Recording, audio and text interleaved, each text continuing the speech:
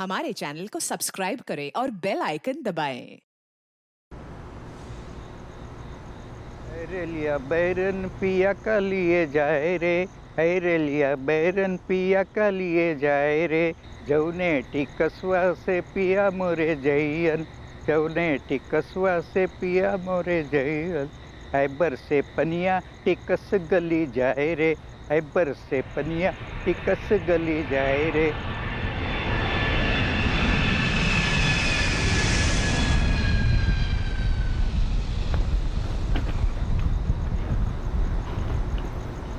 कमाल है यार, कोई लेने आया ही नहीं। टैक्सी स्टैंड पर कोई टैक्सी भी नहीं है। हाँ।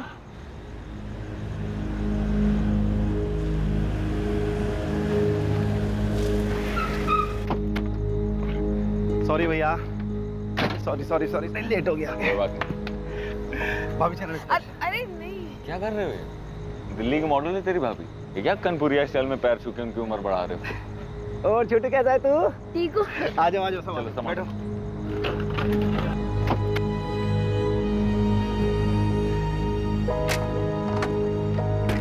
रे लिया बैरन पिया का लिए जाए रे, रे लिया बैरन पिया का लिए जाए रे। जौने टिकसवा से पिया मोरे जैयन, जौने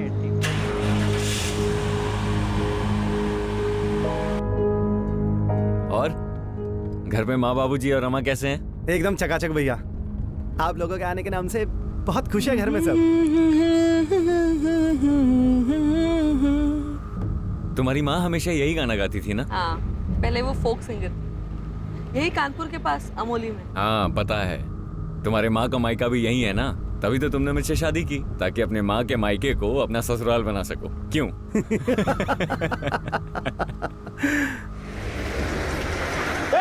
अरे कौन है तुम?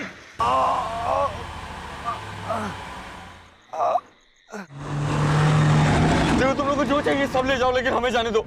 ये कार भी ले जाओ प्लीज। चल निकाल। बोलो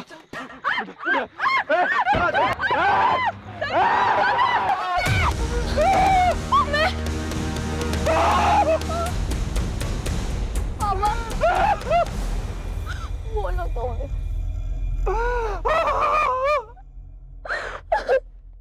संतोष अपनी पत्नी शगुफ्ता और बेटे कबीर के साथ कानपुर आया हुआ था अपने घर, अपने परिवार वालों से मिलने। सबका मन उत्साह से भरा हुआ था, लेकिन उन सब की खुशियां एक अंधेरे सपने में तब्दील हो गईं जब रात के अंधेरे में कुछ अज्ञात लोगों ने उन सब पर हमला कर दिया और शगुफ्ता को अपने साथ लेकर चले गए। क्या इस हमले के पीछे वहां के लोकल गुंडों का हाथ था, या फिर यह हमला एक सोची समझी साजिश थी?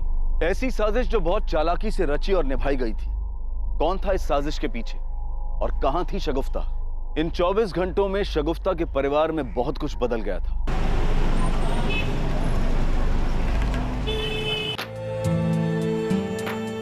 Nice. Okay, one more. Wow. Nice one. Superb. Excellent. Hold it there. Nice. Good one. Excellent. Break. Make up. और टचअप कर दो। एंड शगुफ्ता लिसन, आप चेंज कर लो। Next change? हाँ yeah, will continue after this. Cool. Yeah. Okay.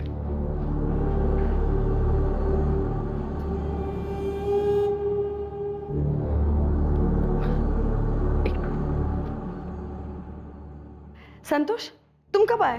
जब तुम अपना मेकअप ठीक करवा रही थी। स्टॉप इट, तुम फिर शुरू हो गए। जेलस हबी? यार तुम्हें कोई छूता है ना तो तुम्हें बहुत गुस्सा आता है, पता है बाबा, लेकिन ये मेरा प्रोफेशन है ना। हाँ, एनीवे ये सब छोड़ो, तुम बताओ क्यों आए थे? क्यों आए थे मतलब? 10 बजे की फ्लाइट है। हाँ तो फ्लाइट रात को 10 बजे की है ना, तो अभी बस 2 ही बजे होंगे। हाँ, मैंने सोचा कि इस टाइम पे हम दोनों साथ में जाके माँ बाबूजी के लिए कुछ ले लेते हैं। वैसे डोंट वरी, मैंने माँ बाबा दिवाकर और रमा के लिए शॉपिंग ऑलरेडी कर दी। कब? जब तुम अपना बिजनेस आगे बढ़ाने में बिजी थे। Thank you. अच्छा चलो अब तुम जाओ, मुझे लेट होना। चल, see you soon. Bye bye.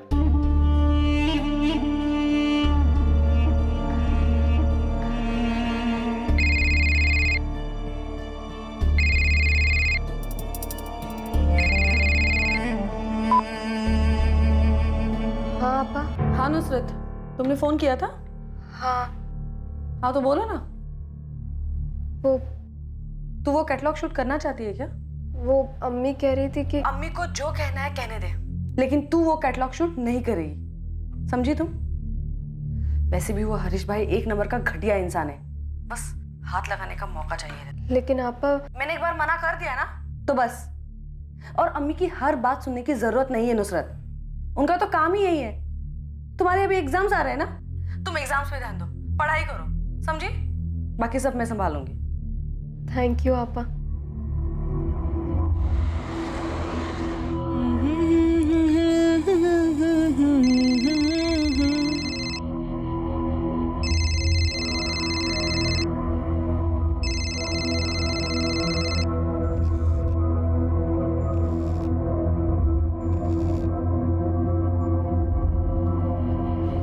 तुझे शूट पे जाना था, गई क्यों नहीं तू? मैं पूछ रही हूँ शूट पे क्यों नहीं गई? वो शगुफ्ता आपा ने मना किया है। तुम्हारी शगुफ्ता आपा को अपने अलावा किसी और की चिंता है? अम्मी, मुझे हरीश भाई के लिए मॉडलिंग नहीं करनी, गंदी नजर है उनकी, वो मुझे जानबूझ के टच करते हैं। टच करने से मैली हो जाएगी तू। लेकिन अम्मी, मुझे मॉडलिंग ही नहीं करनी है, मुझे अपनी पढ़ाई पूरी करनी है, कुछ अच्छा करना है। तू समझती क्यों नहीं है? अगर तू काम नहीं करेगी तो पैसा कहाँ से आएगा और घर कैसे चलेगा फिर? लेकिन अम्मी, शगुफ्ता आपा तो सब संभाल रही है, घर का खर्चा, मेरी पढ़ाई का खर्चा, हम अच्छे से तो रह रहे हैं। अच्छे से रहने में और आलीशान तरीके से रहने में फर्क होता है। और तुझे करना क्या है? सिर्फ कैमरे के सामने खड़े होकर फोटो खिंचाने बस। नहीं अम्मी, मुझसे नहीं होगा, और शगुफ्ता आपा ने भी मना किया है, वो गुस्सा हो जाएंगी।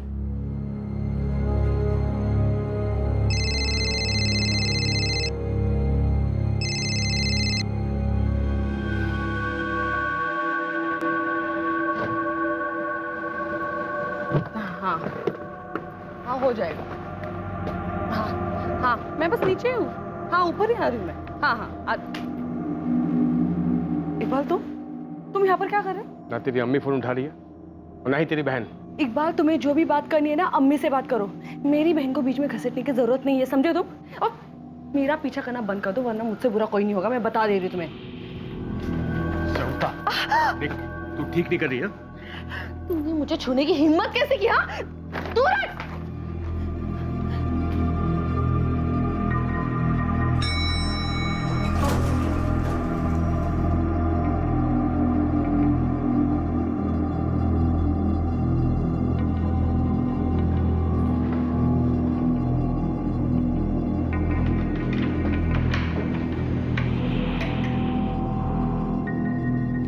अम्मी, हाँ दिवाकर, सब पैक हो गया है, अब तो निकलेंगे बस थोड़ी देर में। हाँ हाँ भैया आइए ना, आपके और भाभी के लिए बहुत ही बढ़िया इंतजार किए हैं हम। और जानते हैं, माँ बाबूजी बहुत ही वेट कर रहे हैं आपका। हाँ हाँ अब तो पहुंच ही रहे हैं बस। जी भैया प्रणाम।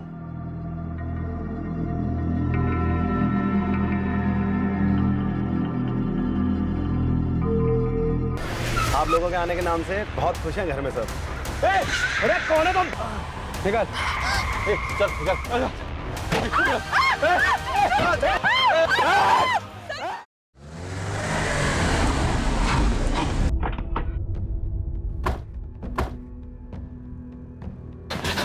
ऑफिसर कहाँ है?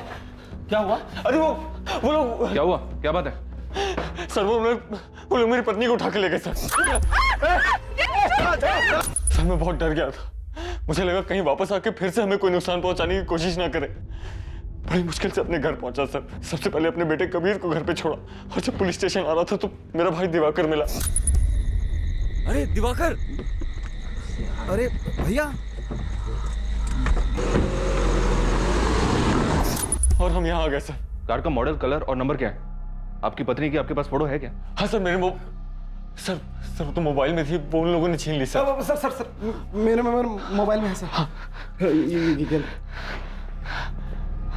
इसमें सर मेरी कार की फोटो भी है सर, जिसमें वो भाभी को लेके गए हैं। कौन से?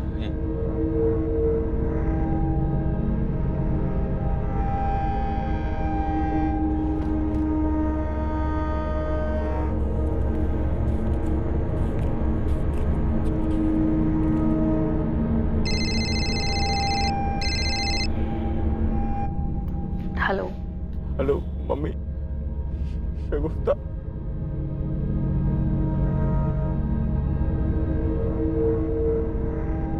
क्या हुआ अम्मी?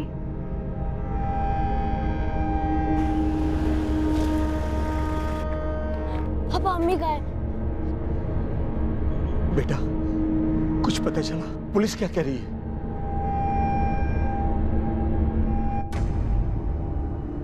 शगुफ्ता की खोज बड़े पैमाने पर की जा रही थी। जगह जगह नाकाबंदी लगा दी गई थी, बैरिकेड लगाए जा रहे थे, सभी कार्स को बारीकी से चेक किया जा रहा था, हिस्ट्री शीटर से भी पूछताछ की जा रही थी। जी सर। कुछ पता चला? हर नाके पर हर जगह चेक किया सर, पर कुछ पता नहीं चला। वहाँ भी चेक किया जहाँ ये सब हुआ था। हिस्ट्री शीटर से कुछ मिला? सर वो लोग भी यही कह रहे हैं कि उन्हें नहीं पता कि ये काम किसने करवाया या किस गैंग का काम है। हो सकता है कोई नया गैंग हो।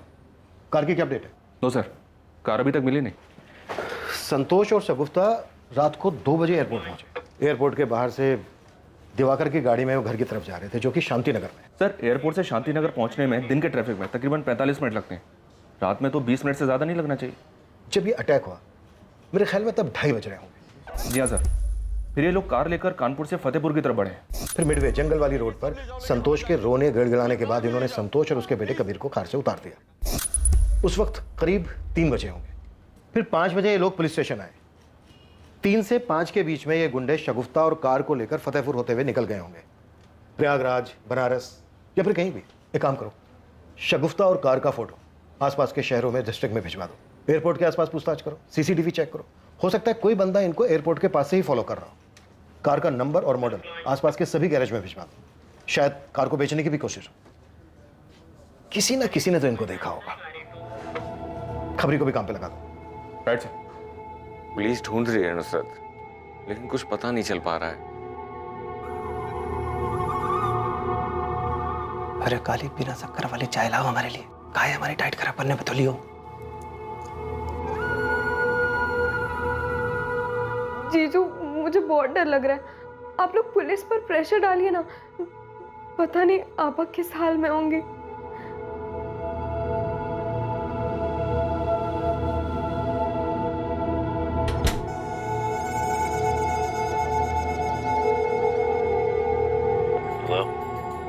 हेलो, क्या किया? सब हो गया है, निश्चिंत रहो।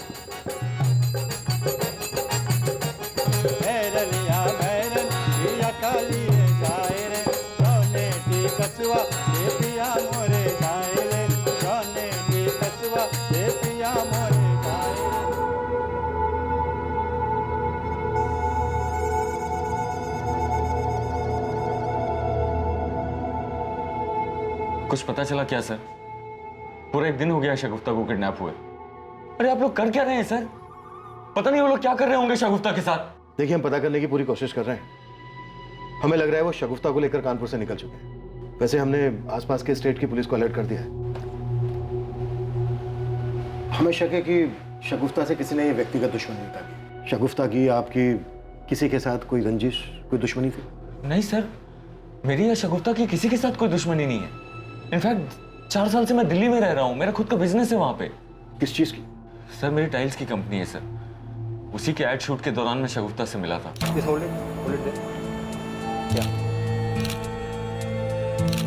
Very nice, very nice.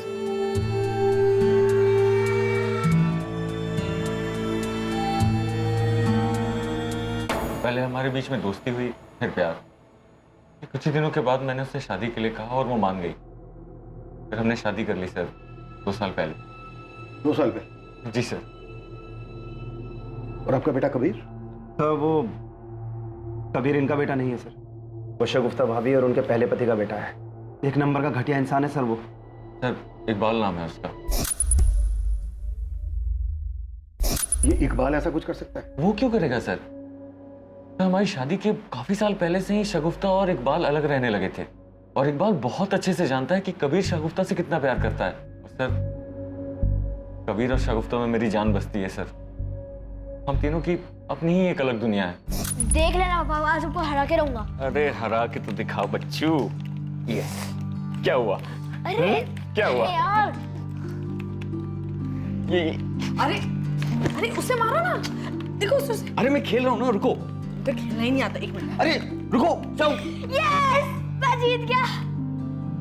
अच्छा, माँ बेटे ने एक टीम बना ली है, छोड़ूंगा नहीं मैं दोनों को। सर प्लीज मेरी शगुफ्ता को ढूंढ दीजिए सर। पता नहीं कहाँ होगी, किस हाल में होगी, पता नहीं क्या किया होगा उन लोगों ने उसके साथ।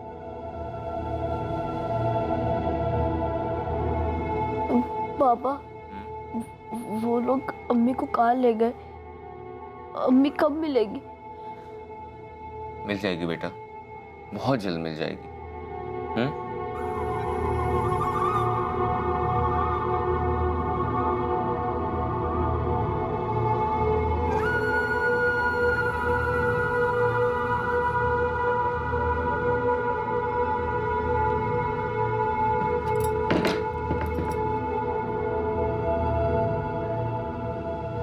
ये जो कुछ भी हो रहा है सही नहीं हो रहा है। एक बच्चे को उसकी माँ से कोई कैसे अलग कर सकता है? आप एक बात सच सच बताएंगे? क्या आपको पता है कि भाभी कहाँ है? अरे दिमाग फिर गया क्या तुम्हारा? हमें कहे तो सबको पता है कि वो कहाँ है। गुंडे उठा के लेके गए हैं ना उनको। भगवान जाने उनके साथ अब क्या हो रहा होगा।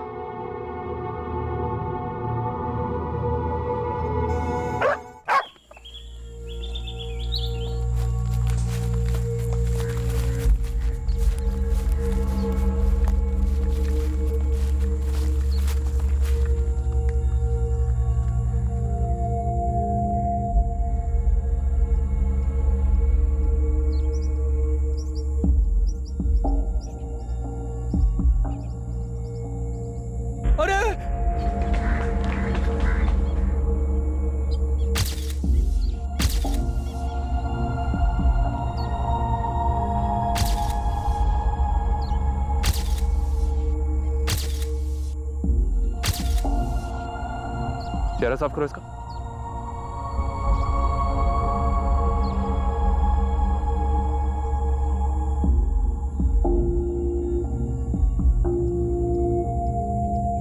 ये तो शगुफ्ता है।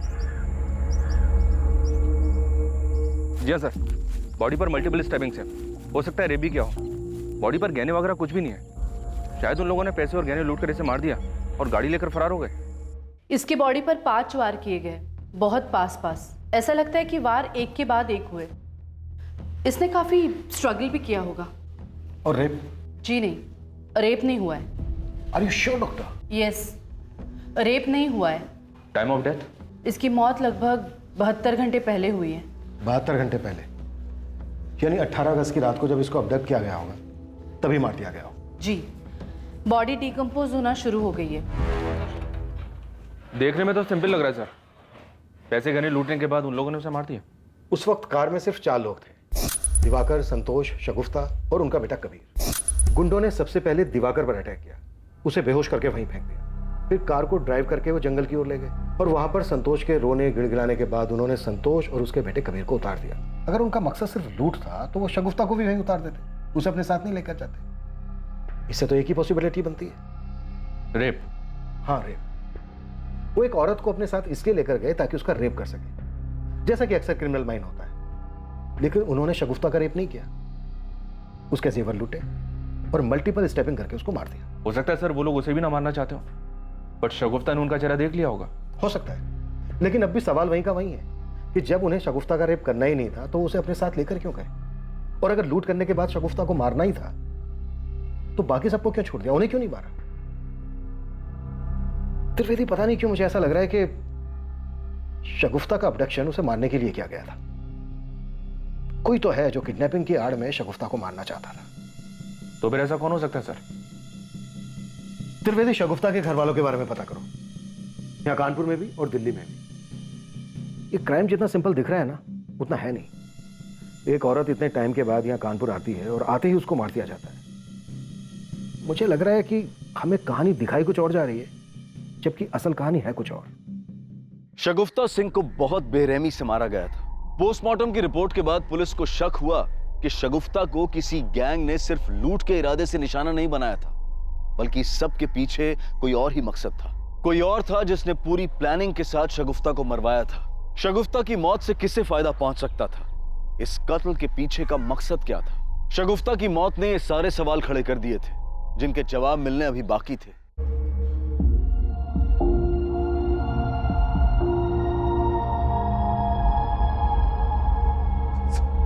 क्या हो गया? कैसे हो सकता है हमारे साथ ऐसा?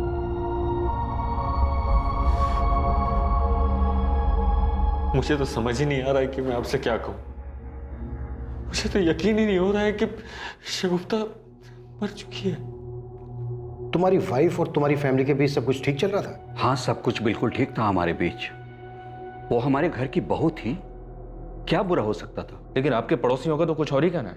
अरे कुछ भी ठीक नहीं था सर। शादी के बाद संतोष अपनी पत्नी को लेकर आया था, लेकिन उसके बाप ने घर में पैर तक रखने नहीं दिया।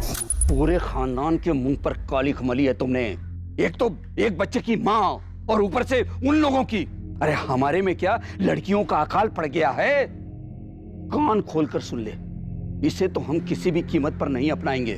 और अगर तूने इसे तलाक नहीं दिया ना तो तुझसे भी सारे रिश्ते तोड़ लेंगे, याद रखना। तू अपनी औलाद से कोई कब तक नाराज रहे।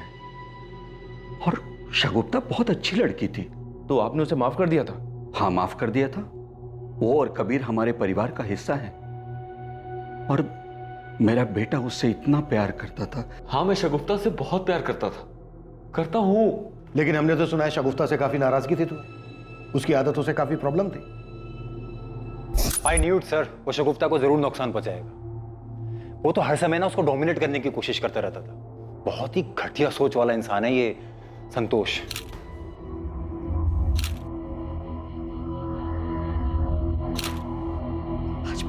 व्हाट इज दिस शगुफ्ता? मैंने तुमसे सुबह ही कहा है ना, मुझे तुम्हारे ऐसे ऐसे कपड़े पहनना बिल्कुल पसंद नहीं है। मैंने भी तुमसे कहा था ना कि तुम मेरे पति हो और मैं तुम्हें पूरी रिस्पेक्ट और प्यार दूंगी। बस तुम मेरे काम में दखल मत देना। तुमसे शादी करने से पहले भी तो मैं मॉडल ही थी ना। देखो, मेरे लिए मेरा काम बहुत इंपॉर्टेंट है, इसलिए तुम इस बात को ज्यादा आगे मत बढ़ाओ। सर, अगर मैं ये कहूं कि मुझे शगुफ्ता के कपड़ों से कोई प्रॉब्लम नहीं थी तो ये झूठ होगा। मुझे प्रॉब्लम थी और उसे भी ये पता था। सर, मैंने आज तक अपने दिल की कोई भी बात उससे नहीं छुपाई थी। शगुफ्ता की माँ एक छोटी बहन भी है ना, शगुफ्ता का उनके साथ कैसा रिश्ता था? सर, उसकी छोटी बहन नुसरत में शगुफ्ता की जान बसती थी और अपने माँ से भी शगुफ्ता बहुत प्यार करती थी।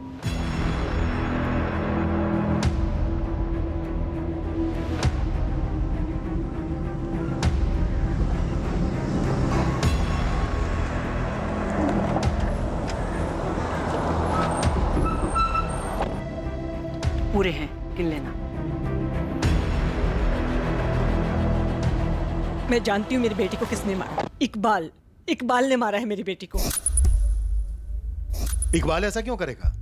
संतोष का तो कहना है कि शगुफ्ता और इकबाल काफी पहले ही अलग हो गए थे। हाँ, अब वो अलग रहते थे, लेकिन शगुफ्ता ने संतोष से मिलने के बाद इकबाल से डाइवोर्स के लिए अप्लाई किया था। वो संतोष के साथ शादी करना चाहती थी, लेकिन इकबाल उसे तलाक देने के लिए तैयार ही नहीं था। वो तो बौखलाया हुआ था।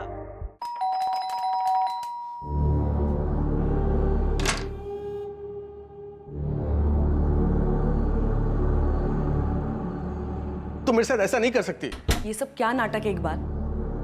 हम दोनों बहुत पहले अलग हो गए थे और मत भूलो कि तुम मुझे छोड़कर चले गए थे। हाँ, मेरे से गलती हो गई, प्लीज। मैं संतोष से प्यार करती हूँ और उसी से ही शादी करूंगी। हमारा बेटा कबीर?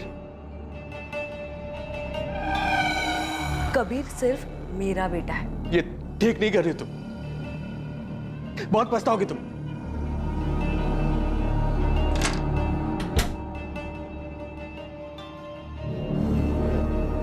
मैंने बहुत प्यार से पाला था सर अपनी बच्ची को। मैंने सोचा भी नहीं था कि उसके साथ ये सब हो जाएगा। आपका नाम रागनी है और आपकी दोनों बेटियों का नाम शगुफ्ता और नुसरत। जी, मैं यही कानपुर के पास अमोली की रहने वाली हूँ। फोक सिंगर थी, अभी भी कभी कभी गा लेती हूँ। प्रोग्राम के दौरान शगुफ्ता के अब्बू अशफाक से मेरी मुलाकात हुई। मुझे प्यार हो गया और हमने शादी कर ली। शादी के 3 साल बाद मेरे हस्बैंड की डेथ हो गई। सर, मैं ही जानती हूँ कि मैंने अपने दोनों बच्चियों को कैसे पाला है। रागनी जी, इस हिसाब से तो आपकी छोटी बेटी बहुत छोटी है। जी, नुसरत मेरे जेठ की बेटी है।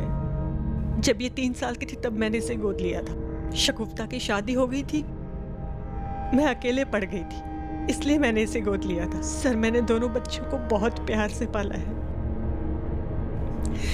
आप उस इकबाल को पकड़िए सर। कहाँ मिलेगा ये इकबाल?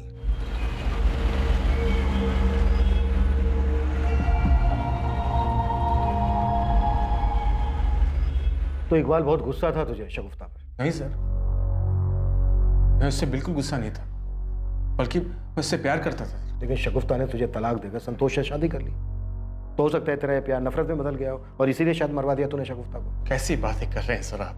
मुझे तो यहाँ आकर पता चला कि शगुफ्ता मर चुकी है। पिछले 2 महीने से उससे मिला तक नहीं मैं।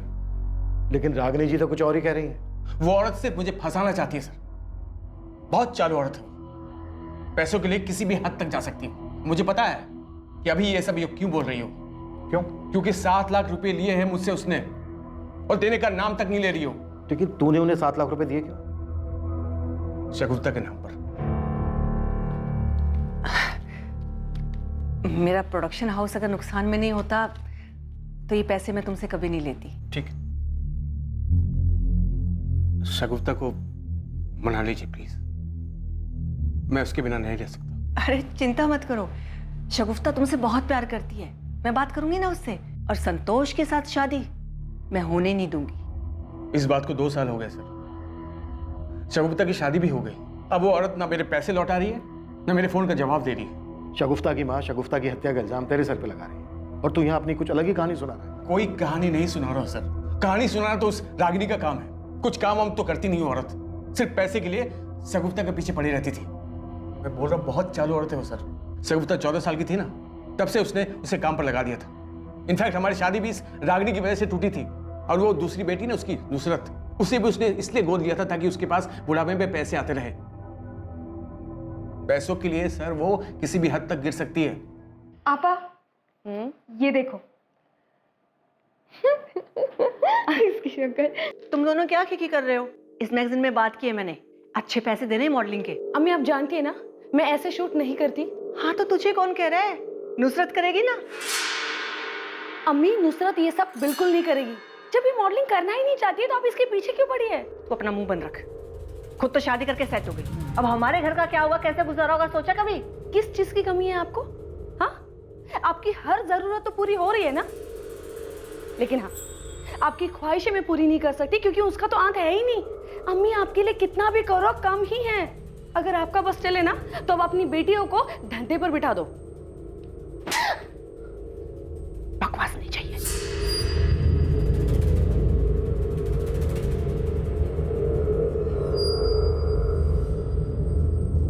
हाँ हाँ, आप चिंता मत कीजिए, आ जाएगी। सुन, दिल्ली से हरीश भाई का फोन था। पिछली बार तो एडजस्ट कर लिया था उसने, इस बार नहीं गई तो प्रॉब्लम हो जाएगी। लेकिन अम्मी, अभी अभी तो शगुफ्ता आपा का इंतकाल हुआ है और अभी आप मुझे ये सब कह रही हैं। तेरी शगुफ्ता आपा नहीं है इसलिए तो कह रही हूँ। अब घर को कौन संभालेगा? तुझे ही संभालना पड़ेगा ना। देख, तू भले ही मेरे लिए कुछ मत कर, अपने लिए भी कुछ मत कर, लेकिन वो मासूम कबीर, उसकी जिम्मेदारी तो हमारे ऊपर है ना। टिकट्स करवा दें तुम्हारी, पैकिंग कर लो। आप नहीं आएंगी? नहीं, मुझे यहाँ कुछ काम है। कबीर, थोड़ा सा खा लो बेटा। मुझे भूख नहीं है, मुझे सिर्फ अम्मी चाहिए।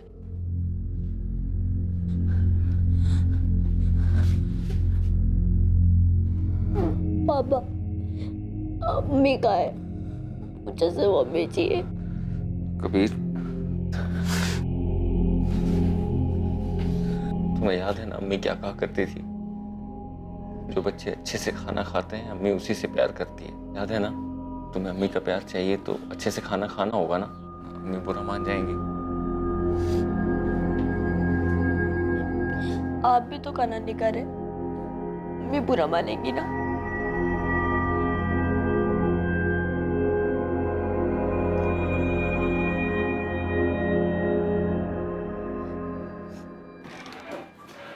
जी सर। कार का कुछ पता चला? नहीं सर, कानपुर के बॉर्डर के पास हर जगह पता कर लिया। और इकबाल का?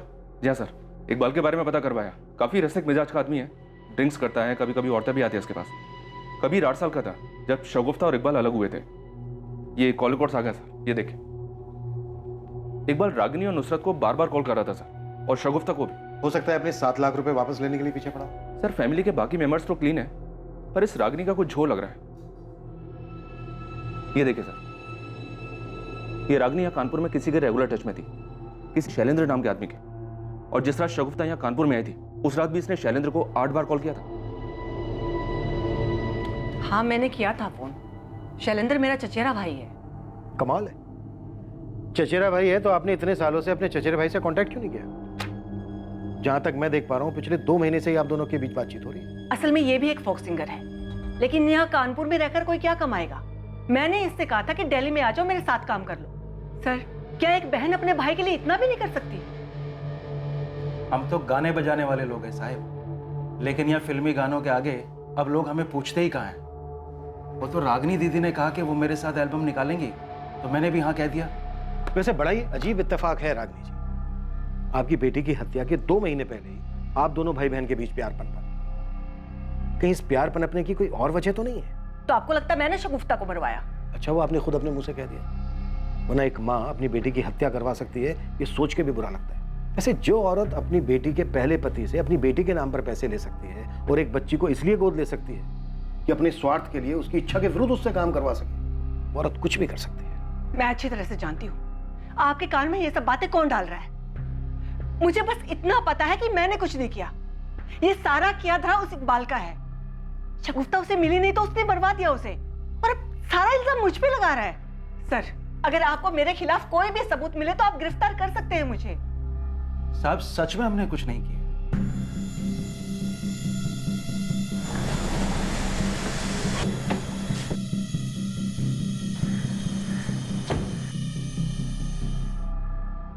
संतोष, ये रागिनी और इकबाल का क्या चक्कर है? शगुफ्ता की हत्या का इल्जाम दोनों एक दूसरे के सर पे लगा रहे हैं। पता नहीं सर, शगुफ्ता अपनी छोटी बहन नुसरत से बहुत प्यार करती थी। अपनी माँ से कुछ खास प्यार नहीं था उसे, पर वैसा कोई झगड़ा भी नहीं था। हाँ अक्सर नुसरत को लेकर दोनों के बीच में कहासुनी हो जाती थी। और इकबाल? घटिया आदमी है सर, अक्सर मारपीट किया करता था शगुफ्ता के साथ, इसलिए दोनों अलग हुए थे। लेकिन सर मुझे ये नहीं समझ में आ रहा है कि ये 2 साल बाद क्यों उसका मर्डर करवाएगा। शगुफ्ता ने तुम्हारे साथ शादी की, हो सकता है वो इस बात को लेकर गुस्से में।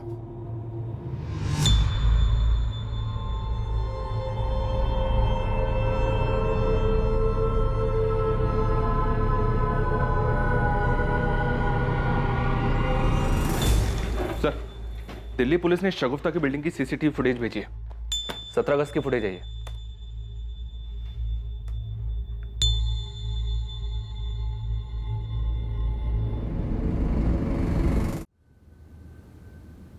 इकबाल तूने तो हमसे कहा था कि तू शगुफ्ता से पिछले 2 महीने से नहीं मिला है। पता क्या है हमने? शगुफ्ता की मौत से 1 दिन पहले तो शगुफ्ता के घर गया था। हाँ सर, मैं वहां पर गया था क्योंकि रागिनी ना मेरा फोन उठा रही थी ना मेरे पैसे लौटा रही थी, तो शगुफ्ता से यही कहने गया था मैं। अगर तू सिर्फ पैसों की बात करने गया था तो ये क्या है? क्या है ये?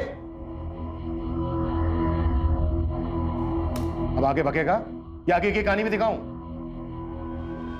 शगुफ्ता, देख जहां पैर होता है ना वहीं इतना गुस्सा होता। मैं जानता हूं तुम मुझसे बहुत प्यार करती है ना? दिमाग खराब हो गया तेरा? हाँ मेरे दिल में तेरे लिए कुछ भी नहीं है, न प्यार न गुस्सा न नफरत, कुछ नहीं, समझा तू? तू झूठ बोल रही है, मुझे मालूम है। तू मुझे जलाने के लिए उस संतोष से शादी की। देख तेरे से अलग होने के बाद तेरी वैल्यू समझाऊं मैं। देख प्लीज संतोष को छोड़ के मेरे पास आ जा प्लीज।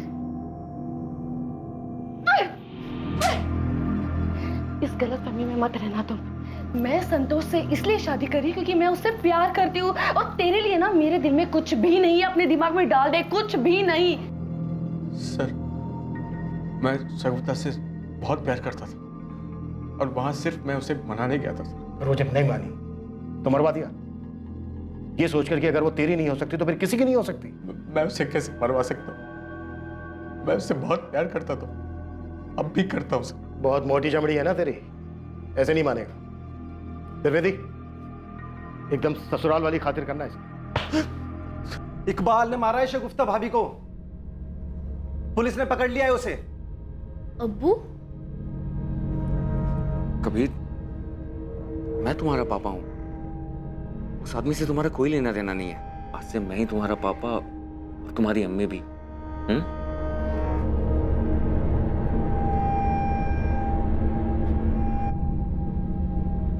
बहुत हो गया तुम लोग का ड्रामा। कबीर की नानी जिंदा है अभी। कबीर मेरे साथ जाएगा।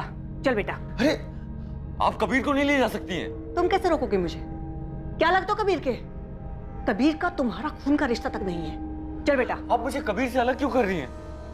ये मेरी शगुफ्ता की आखिरी निशानी है। और शगुफ्ता मेरी बेटी थी। कबीर तुम्हारा सौतेला बेटा। तो कानूनी तौर पर इसकी सगी रिलेटिव सिर्फ मैं हूं। चल बेटा। सलाम साहब।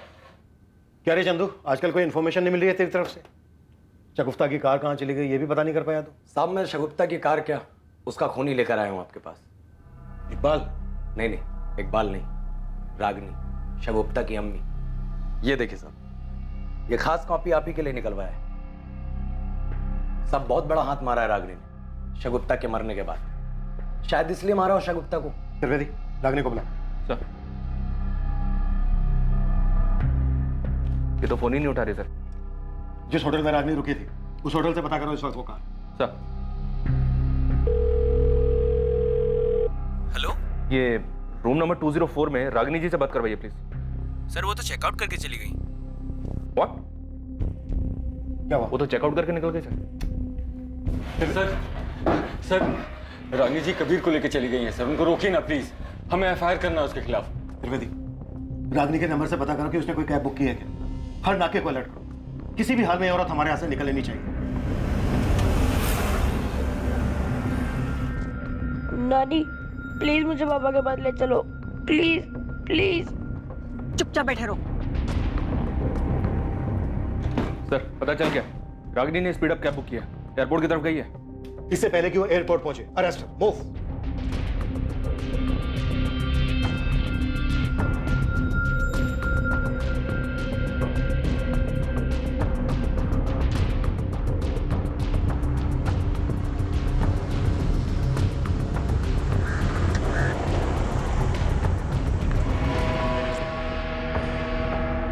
आपने ही शगुफ्ता की हत्या करवाई है। और मैं ऐसा क्यों करूंगी?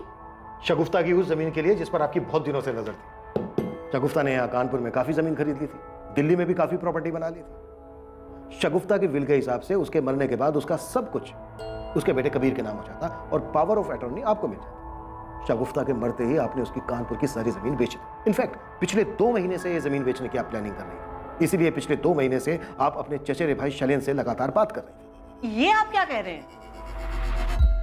आपके चचेरे भाई शैलेन ने सब कुछ बता दिया। शगुफ्ता से पैसे निकलवाना आपके लिए मुश्किल हो गया था क्योंकि वो आपकी फितर समझ गई थी। लेकिन शगुफ्ता की मौत के बाद आपको काफी फायदा होने वाला। एक तो आप नुसरत से बड़े आराम से काम करवा सकते थे, दूसरे शगुफ्ता की मौत के बाद जो उसकी प्रॉपर्टी उसके बेटे कबीर के नाम होने वाली थी उस पर राज कर सकते थे। इनफैक्ट आप कबीर को अपने साथ इसीलिए लेकर जा रही थी ताकि बाकी बची हुई प्रॉपर्टी को आप अपने काबू में ले सके, उस पर हक जमा सके। और फिर कौन जाने, प्रॉपर्टी के लालच में एक ना एक दिन आप कबीर को भी मरवा देते। अब सच सच बताइए रागनी जी, किससे मरवाया आपने शगुफ्ता को? किसे दी थी सुपारी? मैं आपकी सारी बातें मानती हूँ। मैं मानती हूँ कि मैं बहुत बुरी माँ हूँ, लेकिन इतनी बुरी नहीं कि अपनी ही बच्ची की जान ले लूं मैं। आप जैसी औरत ना लालच के लिए कुछ भी कर सकते हैं। सर, इकबाल रागिनी के फोन कॉल्स डिटेल्स सब चेक कर लिए, पर दोनों में कुछ भी सस्पिशियस नहीं दिख रहा है। इस केस की खास कड़ी वो कार जिस कार में शगुफ्ता को ले जाया गया था, उस कार के बारे में हमें अभी तक पता नहीं चला सर।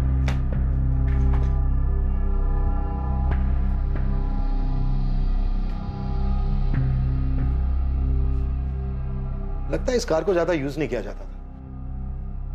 फिर मर्डर वाली रात ये कार क्यों यूज की गई होगी? कमाल है दिवाकर, उस दिन अटैकर्स ने तुम पर, तुम्हारी भाभी शगुफ्ता, तुम्हारे भाई संतोष, तीनों पर अटैक किया, लेकिन उन्होंने तुमसे कुछ नहीं लिया। तुम्हारा पर्स, तुम्हारी ज्वेलरी, तुम्हारा मोबाइल फोन, कुछ भी नहीं। क्यों? सर उन लोगों ने तो मुझे पहले ही बेहोश कर दिया था, मुझे तो कुछ पता ही नहीं। और जब होश आया तो मैं रोड पर था। वो तो बाद में मुझे संतोष भैया रास्ते पर मिल गए। अच्छा, ये गुंडे जो तुम्हारी कार लेकर गए वो काफी पुरानी है ना?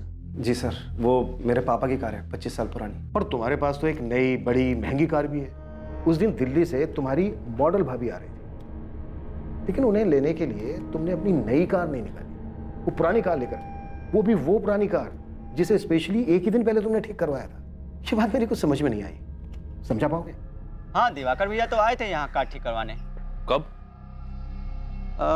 16 अगस्त को। 17 अगस्त को कार ले गए थे।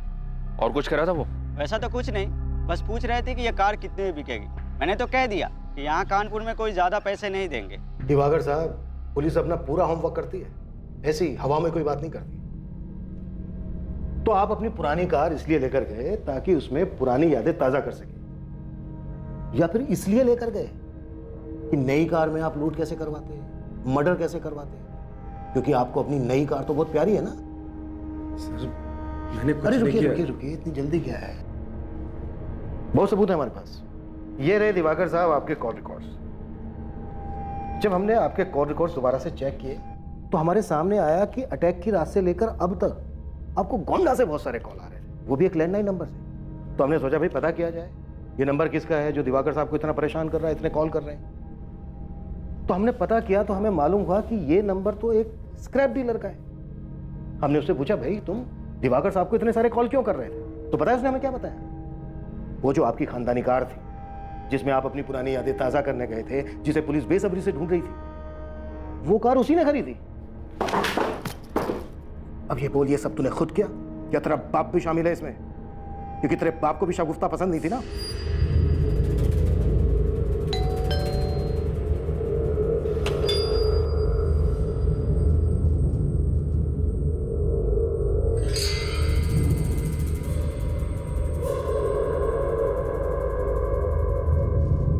तुम पुराने ख्यालों के ही रहो। इतनी घटिया सोच है तुम्हारी। गर्लफ्रेंड मॉडल थी तो सब ठीक था, कोई बात नहीं, लेकिन जब वो वाइफ बन गई तो उसे घर की चार दीवारी में रहना चाहिए था। ऐसी घटिया मेंटेलिटी है ना तुम जैसे लोगों की, संतोष। बहुत प्यार करता था मैं शगुफ्ता से, पहली नजर में ही प्यार हो गया था उससे। Very nice, very nice. अपने बाबा के मना करने के बाद भी मैंने उससे शादी की। कान खोलकर सुन ले, इसे तो हम किसी भी कीमत पर नहीं अपनाएंगे। इतने साल मैंने अपने बाबा को मनाने की कोशिश की और आखिर में वो मान भी गए। बस वो चाहते थे कि शगुफ्ता मॉडलिंग छोड़ दे। मैंने बहुत कोशिश की शगुफ्ता को समझाने की, लेकिन वो मानी नहीं। मेरे लिए मेरा काम बहुत इंपॉर्टेंट है, इसलिए तुम इस बात को ज्यादा आगे मत बढ़ाओ। मैं अपने माँ बाप और शगुफ्ता के बीच के इस रंजिश से तंग आ गया था। मुझे कुछ समझ में नहीं आ रहा था मैं क्या करूं, तो मैंने घर वालों को झूठ बोल दिया कि उसने मॉडलिंग छोड़ दी है। लेकिन शगुफ्ता मेरी कोई भी बात मानने को तैयार नहीं थी। प्लीज संतोष, तुम्हें उनसे झूठ बोलने की जरूरत नहीं थी। मैंने तुमसे शादी की है, लेकिन इसका मतलब ये नहीं कि मेरी अपनी कोई आइडेंटिटी ही नहीं है। मुझे अपने काम से बहुत प्यार है। तुम्हें अगर अपने काम से इतना प्यार है तो नुसरत को क्यों मना करती हो? क्योंकि उसे ये सब पसंद नहीं है, ऊपर से वो लोगों को हैंडल नहीं कर पाती। और तुम्हें पता है, मेरी मर्जी के बगैर कोई मुझे हाथ भी नहीं लगा सकता। तो अगर तुम्हारी मर्जी होगी तो कोई हाथ लगा देगा?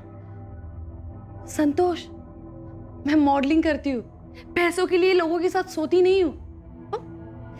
मैं अपने काम में बहुत अच्छी हूँ। मैं अपना करियर किसी के लिए नहीं छोड़ सकती। बस बहुत मेहनत की है मैंने यहाँ तक पहुँचने के लिए। मैं समझ गया था सर कि वो मानेगी नहीं। उसने इकबाल को भी इसलिए छोड़ा था। पर सर, मैं कभी भी ये नहीं सह पाता कि वो मुझे छोड़कर किसी और के साथ चली जाए। इसलिए तूने शगुफ्ता को मरवा दिया? मैं बौखला गया था सर। उसका वो काम, उसकी मॉडलिंग, उसके वो कपड़े, लोगों का उसे वैसी नजरों से देखना, उसके यूनिट के लोगों का उसको वो छूना, मेरा दिमाग नहीं काम कर रहा था। ऊपर से मैंने शगुफ्ता से शादी करके अपने घर वालों को बहुत तकलीफ दी थी। अब अगर उनके शगुफ्ता को अपनाने के बाद हमारा तलाक हो जाता तो कितना बुरा लगता उन्हें। मैं ये सब नहीं चाहता था। तो तूने दिवाकर के साथ मिलकर शगुफ्ता को मारने की प्लानिंग कर ली। शगुफ्ता को लेकर इतनी खलिश थी तेरे मन में, और तू इसे प्यार कह रहा है? प्यार नहीं था ये। तुझे बस एक खूबसूरत ट्रॉफी वाइफ चाहिए थी जिसे तू दुनिया को दिखा सके। अगर तू सच में प्यार करता ना शगुफ्ता से, तो उसकी इज्जत करता, उसके काम की इज्जत करता, उसके सपनों की इज्जत करता, उसे उसकी खुशी चुनने देता, जबरदस्ती उसे अपने रंग में रंगने की कोशिश नहीं करता। तुझे किसी की जिंदगी से खेलने का कोई हक नहीं था, लेकिन तूने अपनी जिद, गुस्से और जलन की वजह से अपनी ही पत्नी को मरवा दिया। कबीर के सर से उसकी मां का साया छीन लिया। इसके लिए तुझे कभी कानून माफ नहीं करेगा, और न ही कभी कबीर।